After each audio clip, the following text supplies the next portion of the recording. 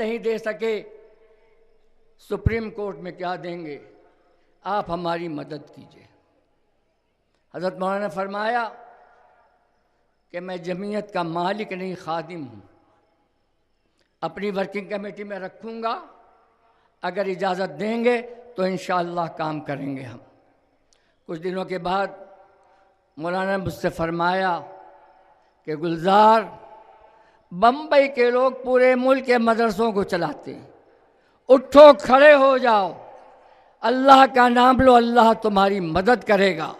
اگر یہ ہمت نہ دلاتے تو شاید میں کھڑا نہ ہوتا۔ یہ آپ کی ہمت افزائی ہے کہ تقریباً 65 افراد کو ہم نے مقدمات سے باعزت بری کرایا ہے۔ مجھ سے صرف 15 منٹ کہا گیا ہے، میں کچھ وقت تھوڑا سا لینا چاہتا ہوں۔ جمعیت علماء نے 10 مسلمانوں کو پھانسی سے نجات دلائی ہے، 2 ہندوؤں کو پھانسی سے نجات دلائی ہے۔ کیوں؟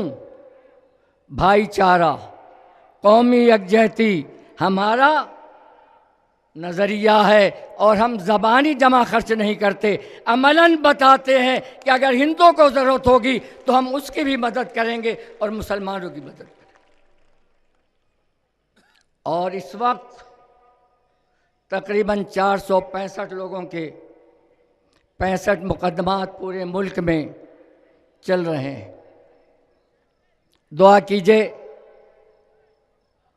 2 مقدمہ کا فیصلہ دہلی ہائی کورٹ سے، ایک کا 26 کو آنا ہے اور ایک کو 27 کو آنا ہے۔ لوگوں کو فکر ہے کہ مولانا انظر شاہ قاسمی صاحب کب جیل سے باہر آئیں گے۔ میں آپ کو یقین دلاتا ہوں اللہ کی ذات سے امید رکھتے ہوئے کہ انشاءاللہ 27 اکتوبر کو وہ جیل سے باہر آ جائیں گے۔ وآخر دعوانا الحمدللہ رب العالمین۔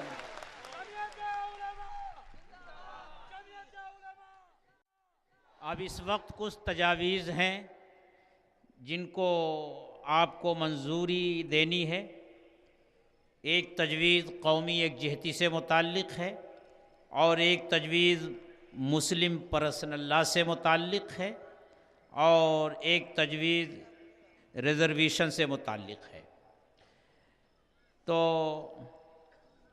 تجویز پڑھنے کے لیے اس کا متن اور مجمع سے تائید حاصل کرنے کے لیے ہمارے سامنے 3 نام ہیں۔ مفتی محمد اسماعیل صاحب قاسمی دامت برکاتہم، مولانا اشتیاق احمد صاحب نائب صدر جمعیت علماء مہاراشٹر، اور مولانا محمد عارف صاحب دامت برکاتہم۔ اور ان تجاویز کی تائید کرنی ہے مفتی محمد ہارون صاحب جلگاؤں، حافظ عبداللہ صاحب نندوربار،